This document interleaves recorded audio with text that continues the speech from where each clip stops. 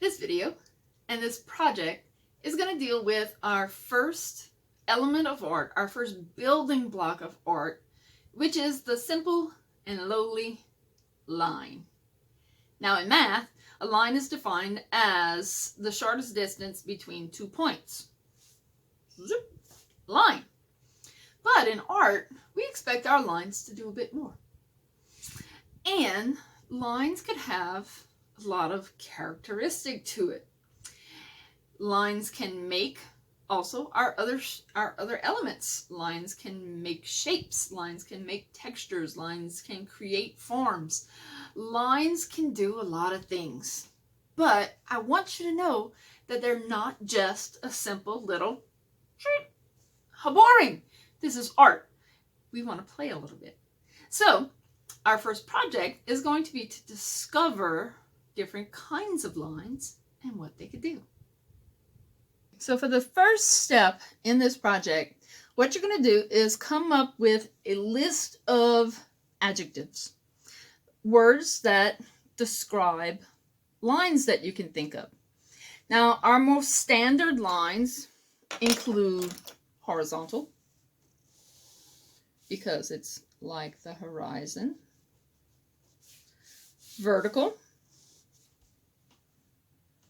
diagonal, and curved. These are some standard lines. But what can we do more with these lines? So, how about a swirly line?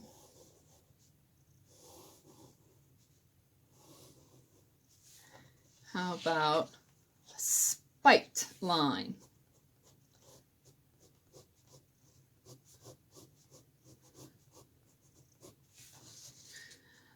A drippy line? Could the line create drips?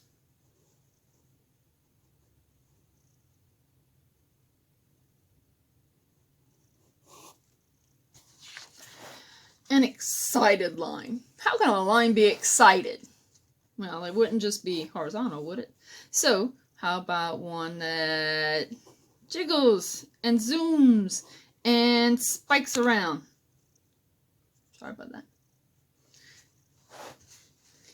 A textured line.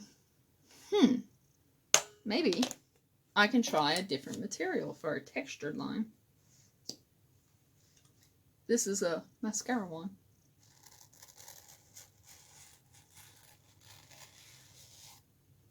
That'll be textured. How about a jagged line?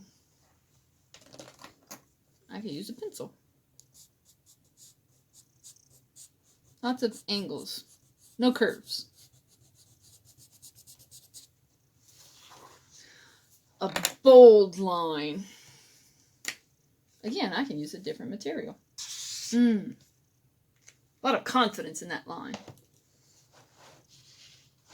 How about a wavy line?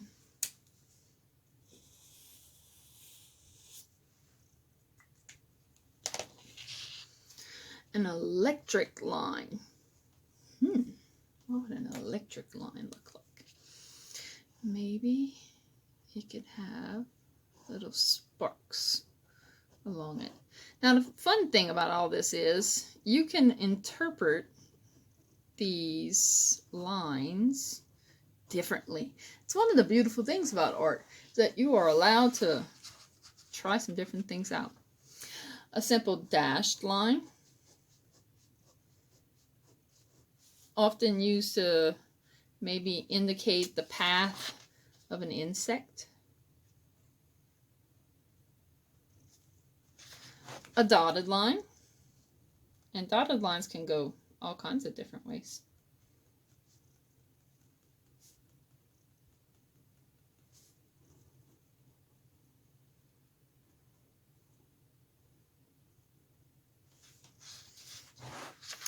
A leaning line. Maybe it's leaning against something.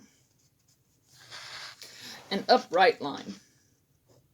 This line means business. A wobbly line. Imagine somebody a little not steady on their feet wandering down the street. Or nice, calm, steady line. You can trust this line. This line is okay. Now, for these samples, I use different materials. Black pen, Sharpie, a thicker marker, a carpenter's pencil, and even mascara wand. When you create your lines, you're going to be able to experiment with different kinds of materials as well. How many descriptive words do you need? Start off at 20.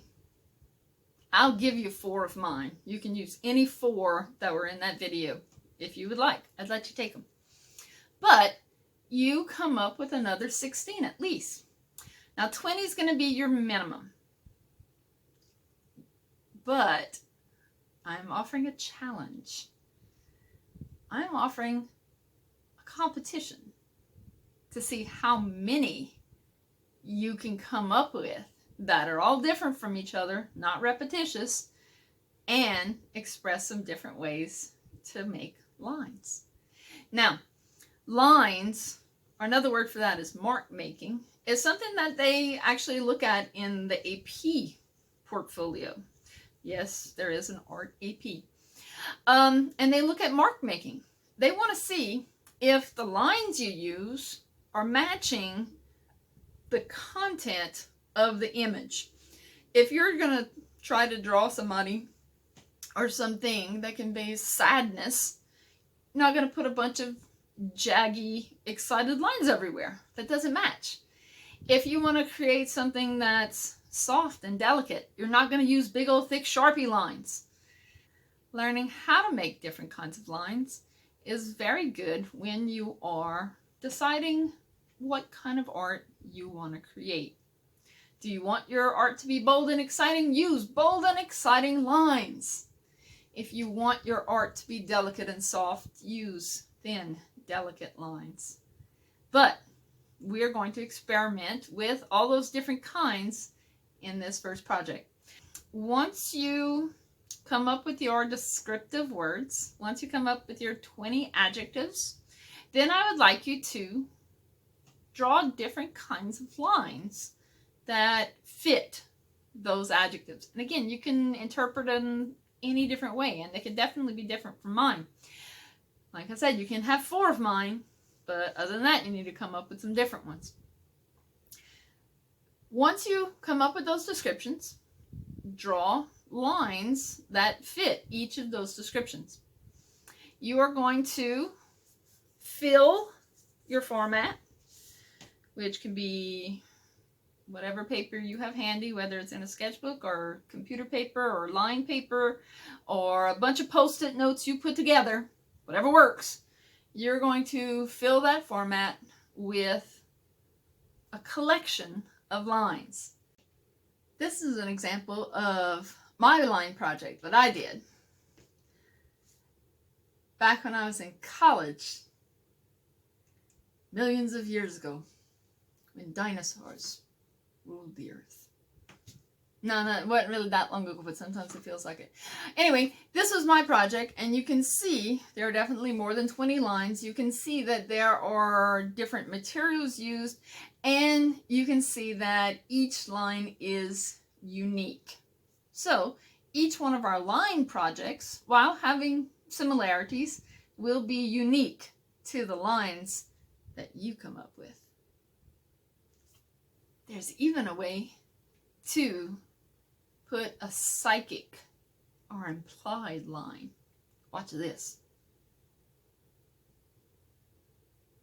Your eyes followed along that pointing to wonder what I was pointing at. We created a psychic line, a virtual line, an implied line. Eyes looking off in the distance creates that same kind of thing because you're wondering what that person is looking at. All of these create lines, and we use lines to create art. So we are going to try a bunch of different lines, practice our mark making in this first line project. Can't wait to see the results.